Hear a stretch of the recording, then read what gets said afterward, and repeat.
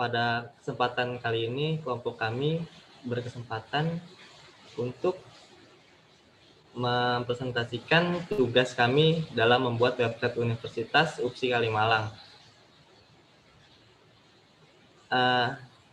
Ini adalah peserta dari kelompok kami. Yang pertama ada Teguh Aldi Firmansyah, kedua Adi Purnomo, ketiga Fasya Diva Putriandi, keempat Arfianto Adilaksono, keempat Febiola Siringo-Ringo, kelima ada Muhammad Dafa Aulia.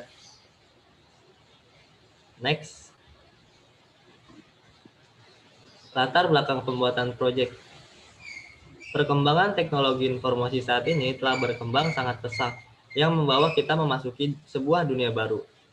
Dunia di mana komunikasi memegang peranan yang paling penting dalam kehidupan. Berbagai macam fasilitas disediakan untuk memenuhi semua kebutuhan akan komunikasi. Salah satu aplikasi yang saat ini marak digunakan adalah website. Perkembangan website yang pesat sudah merambah di berbagai aspek kehidupan, sebagai contoh di bidang ekonomi, bidang hiburan, dan bidang lainnya, tidak terkecuali dalam dunia pendidikan. Seiring dengan era globalisasi teknologi saat ini, kebutuhan dalam dunia bisnis dan pendidikan menjadi suatu yang sangat penting dalam menentukan kemajuan suatu perusahaan. Alamat website kampus sekarang ini menjadi tren di dunia pendidikan dan website kampus menjadi perhatian. Tanggapan yang sangat bagus dari berbagai pihak, baik dari tenaga kependidikan, siswa, dan juga masyarakat.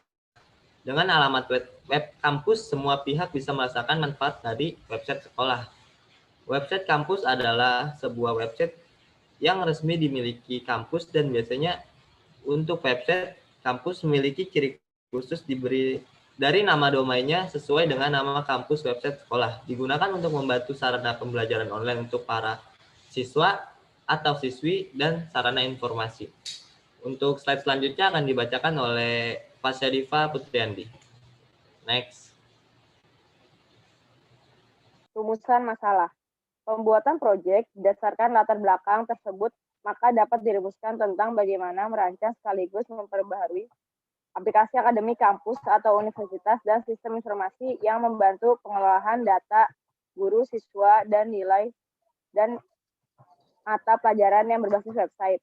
A. Website akademik ini berupa informasi guru, siswa, penjadwalan mengajar guru, penjadwalan pelajaran siswa, penilaian untuk masing-masing mata pelajaran, dan data nilai siswa. B. Aplikasi akademik ini juga terdapat menu data informasi mengenai profil universitas, serta terdapat menu e-learning dan forum. E. Akademik ini diimplementasikan menggunakan bahasa pemrograman PHP dan MySQL sebagai database. Selanjutnya akan dibacakan oleh Aldi. Tujuan pembuatan proyek. Terdapat beberapa tujuan dari penelitian ini, antara lain sebagai berikut. A. Merancang dan membuat aplikasi sistem informasi akademik dengan menggunakan bahasa pemrograman PHP dan MySQL sebagai database. B. Memberikan sarana dan kemudahan untuk guru dan siswa dalam mengetahui jadwal mengajar, jadwal pelajaran, dan nilai siswa secara online. C. Membantu masyarakat memperoleh informasi sekolah secara lengkap dan cepat melalui website online ini. Next. Coding website selanjutnya akan dibaca oleh Arvin. Oke, terima kasih. Ini adalah coding website UBSI Kalimalang yang telah kelompok kami buat untuk proyek ini. Berikut adalah tampilan CSS dan fungsi kode seperti yang sudah kami jelaskan tadi. Ini adalah tampilan awalnya. Jadi kami menggunakan dokumen tipe HTML dalam membuat program kami, atau mohon maaf, website kami. Dari sini kita bisa melihat bahwa terdapat beberapa pengelompokan, contohnya seperti kelas, division, kelas, dan sebagainya. Untuk penjelasan ini nanti akan dijelaskan di slide-slide selanjutnya. Ini untuk main dokumennya seperti ini. Ini adalah contoh untuk kata-kata pembukanya. Ini adalah tampilan untuk layout, coding untuk layout halaman about dari website kami. Bisa dilihat. Ini adalah untuk submenu akademik dalam website kami. Ini adalah codingan untuk menu facility dalam website kami. Ini adalah tampilan untuk menu kontak dalam website yang telah kami buat. Berikut adalah CSS-nya. Dan selanjutnya, untuk kode pada HTML, slide selanjutnya akan dibahas oleh teman kami, Febiola Sirigoringo. Silakan, saudari Febiola. Baik, terima kasih. Berikut beberapa kode yang digunakan, kode HTML yang digunakan untuk membuat website universitas pada kelompok kami. Yang pertama ada section. Section digunakan untuk mempresentasikan bagian-bagian dokumen atau aplikasi, seperti mengelompokkan konten atau dokumen menjadi beberapa bagian seksi, berdasarkan tema dan tata letak masing-masing. Yang kedua ada div atau division, digunakan untuk mengelompokkan elemen atau tag-tag agar menjadi suatu grup. Digunakan juga untuk mendefinisikan ID atau kelas dari CSS. Digunakan untuk membatasi bagian satu dengan bagian yang lain. Serta digunakan untuk mengelompokkan bagian header, konten, sidebar, footer, dan lainnya secara terpisah, namun dalam satu tampilan tertentu. Untuk bagian yang digunakan untuk header, konten, sidebar, footer ini nanti akan kita lihat tampilannya ketika website ini di running di akhir presentasi. Yang ketiga, kontainer digunakan untuk membungkus blok di dalamnya sehingga terlihat rapi terhadap ukuran layar. Oke, next. Nah, selanjutnya di sini juga masih ada beberapa kode yang kami gunakan. Yang ketiga ada kode P. Jadi ini digunakan untuk ketika kita ingin membuat suatu paragraf, yang dimana nanti kalimatnya akan dibungkus oleh P dan diakhiri oleh P juga, dengan perbedaannya ada tanda miringnya. Yang keempat ada B. Setiap penulisannya sama ya, diakhirinnya itu dengan tanda miring. B ini digunakan untuk kita membuat suatu kalimat dengan tipe bold. Jadi misalnya ada judul dengan, kalau kita mau bikin dia membuat dia bentuknya bold atau ditebalin gitu, kalau seperti Microsoft Word, maka kita beri kode B setelah kita bungkus kalimat tersebut dengan B. Yang kelima ada U underline, ini juga sama saja seperti B, hanya saja ini bedanya untuk memberi kalimat dengan garis bawah. Yang selanjutnya ada I italic, ini digunakan untuk kalimat yang stylenya adalah tanda hurufnya berbentuk miring. Yang ketujuh ada P-align. P-align ini digunakan untuk kondisi kalau kita mau menyamaratakan aspek tulisannya. P-align ini terbagi menjadi 4. Yang pertama ada P-align right, P-align left, P-align center, dan P-align justify. Kita boleh menggunakan tergantung kondisi daripada website yang akan kita buat.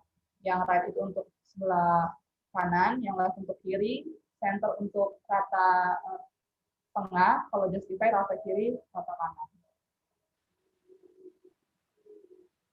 Oke, next. Selanjutnya akan dijelaskan oleh rekan Java. Kode pada CSS. Yang pertama, padding.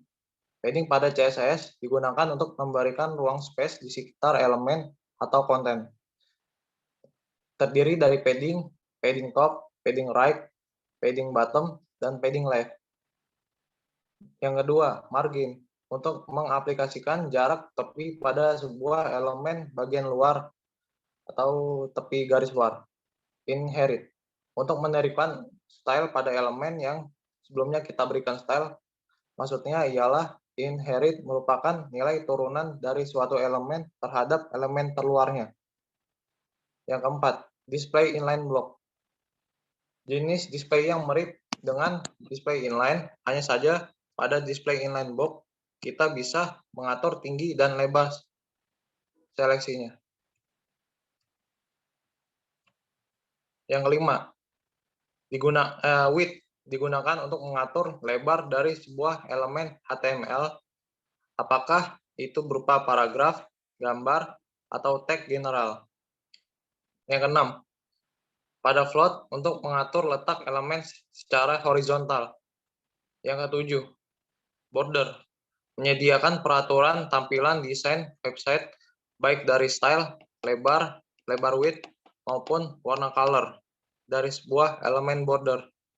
Yang kedelapan, word spacing, menyediakan peraturan tampilan desain website baik dari style, lebar width, maupun warna color dari sebuah elemen border.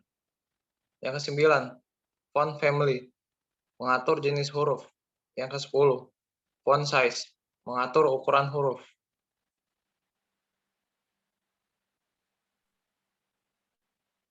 Berikut kami akan menampilkan running website yang telah kami buat untuk proyek ini.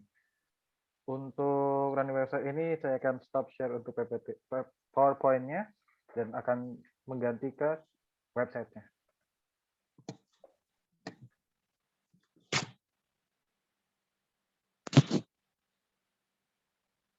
Ini adalah website yang kami buat. Selanjutnya akan dijelaskan oleh Fasya Diva Putriandi. Oke, jadi di website ini terdapat menu home. Itu isinya ada about, menu home. Tampilannya seperti ini.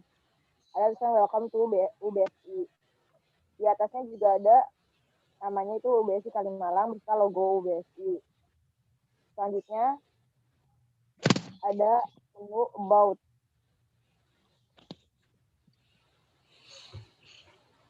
Itu terdapat visi misi dan penjelasan tentang UBSI Dinas Sarana Informatika dan tujuannya.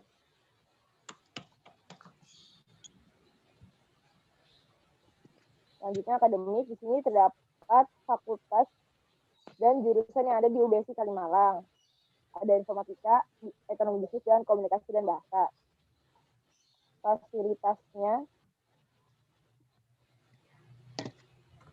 di sini ada fasilitas di UBSI Kalimalang, yaitu terdapat laboratorium, perpustakaan, BCC, BSI Entrepreneur Center. Selanjutnya kontak. Kontak ini jika ada pemberitahuan atau pertanyaan bisa menghubungi kontak kami di UBSI Kalimalang dan terdapat alamat letak UBSI Kalimalang. Ya, untuk selanjutnya kami akan kembali menampilkan slide presentasi berikutnya. Referensi dari YouTube. Ya, selanjutnya adalah referensi. Kami mendapat referensi dari menonton YouTube Zulfikar Nurfiki serta YouTube serta website BSI sendiri. Next.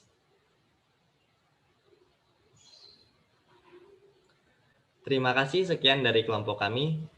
Saya mengetahui bahwa website atau presentasi yang kami lakukan jauh dari kata sempurna. Untuk itu kami membutuhkan kritik dan saran yang membangun.